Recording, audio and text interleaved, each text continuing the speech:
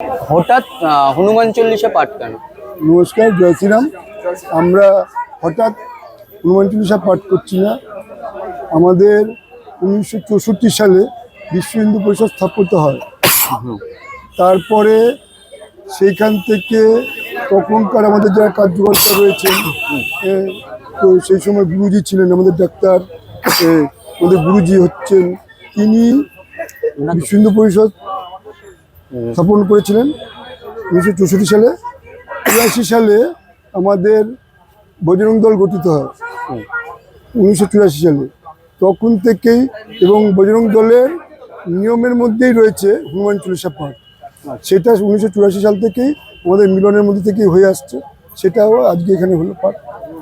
এবং তার সাথে সাথে আমাদের এই মন্দিরটাও, আমাদের এই হনুমান মন্দিরটাও অনেক দিন ধরে একটু সঠিকভাবে রক্ষণাবেক্ষণ হচ্ছিল না, এবং সেই সাথে আমাদের কাছে বেশ কিছু ইনফরমেশন আসার পরে আমরা বজরং দল এবং বিশ্ব হিন্দু পরিষদের তরফ থেকে আমরা এখানে এসে ব্যাপারটা আমরা পুঙ্খানুপুঙ্খভাবে খুঁটিয়ে দেখি, এবং আমাদের এখানকার বাস স্ট্যান্ডের যে সকল ভাইয়েরা রয়েছে এবং এখানে আশেপাশের যে সকল বাসিন্দারা রয়েছে তারা সবাই মিলে সিদ্ধান্ত নিই যে এখানে আমরা পুজোটা সঠিকভাবে চালাবো। এবং তার সাথে সাথে আমরা পাশে একটা কার্যালয় ও মন্দির কমিটির আমরা কার্যালয় আমরা ঠিক করেছি, এবং আমাদের এখানে এটা ঠিক করতে গিয়ে আমাদের যে সকল বাস স্ট্যান্ডের ভাইরা রয়েছে, যারা বাস চালক ভাইরা রয়েছে, কন্ট্রাক্টর ভাইরা রয়েছে, তারাও আমাদের সাথে সহযোগিতা করেছে অত্যন্তভাবে।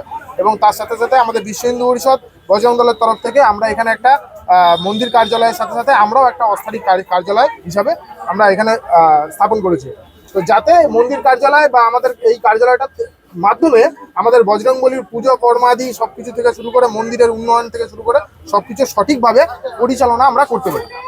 আচ্ছা, ইতিহাস বলে গড়িয়ার একটা আলাদা গুরুত্ব আছে, কারণ গড়িয়া ছিল গড় থেকে গড়িয়া শব্দটা এসছে, এবং এখানেই অ্যাকচুয়ালি যেটা শেষ হিন্দু রাজার সঙ্গে লড়াই হচ্ছিল সুলতানদের, সেইখান থেকে কি আপনারা এইখানে হনুমান চল্লিশা পাঠের কোনো গুরুত্ব দেখছেন?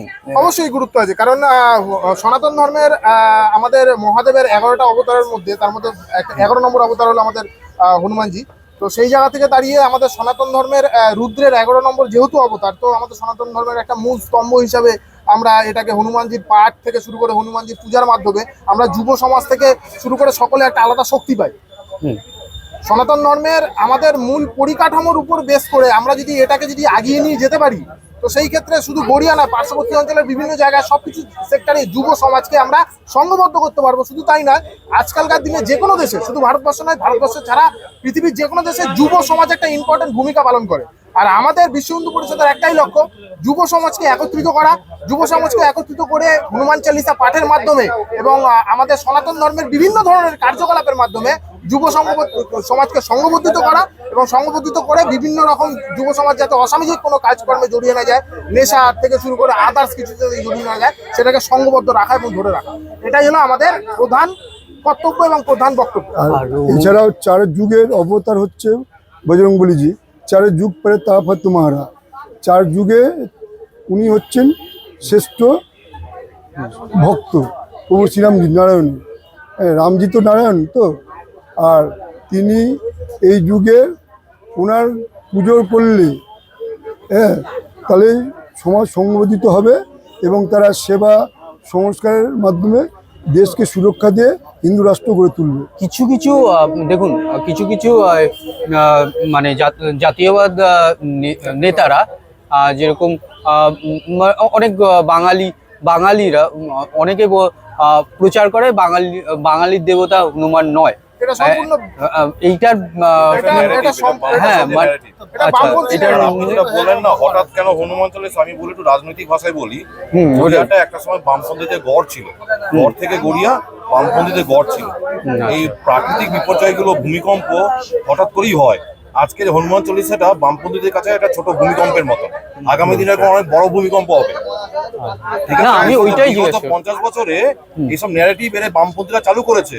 রাম বাঙালিদের ভগবান নয়, সেই বাঙালির আবার অকাল বোধনের পুজোটা আমরা দুর্গাপূজাটা করি, ন্যারেটিভ চালিয়েছে বামপন্থীরা। হঠাৎ করে এটা ভূমিকম্পের মতো, এটা বামপন্থীদের কাছে ভূমিকম্প। হ্যাঁ, ওই প্রশ্নটা আমি ওই জায়গা থেকেই করতে চেয়েছিলাম, কোনো কিছুই রাজনীতির বাইরে নয়। এবং পশ্চিমবঙ্গে সেকুলার রাজনীতির যে বলে বলে অনেকটাই অন্য ধর্মীয় দল সম্প্রদায়কে লালন পালন করা হয়েছে, সেখান একদম থেকে ঠিক। আপনাকে আমি আরো কিছু কথা বলতে চাই। প্রথম কথা হলো বিশ্ব হিন্দু পরিষদ আমরা কোনো রাজনৈতিক সংগঠন নই, এবং আমাদের সাথে রাজনীতির কোনো রকম যোগসূত্র নেই।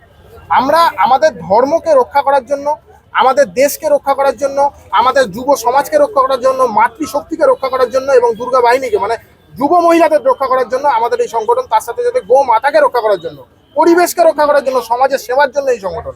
শুধুমাত্র আমাদের সনাতন ধর্ম যারা আমরা বিশ্বের দরবারে সঠিকভাবে, যেটা আমাদের গৌরব ছিল আজ থেকে বহু বছর আগে, সেই গৌরবকে আরো গৌরবান্বিত করার জন্য আমাদের এই লক্ষ্য। ধন্যবাদ। আর কিছু আপনাদের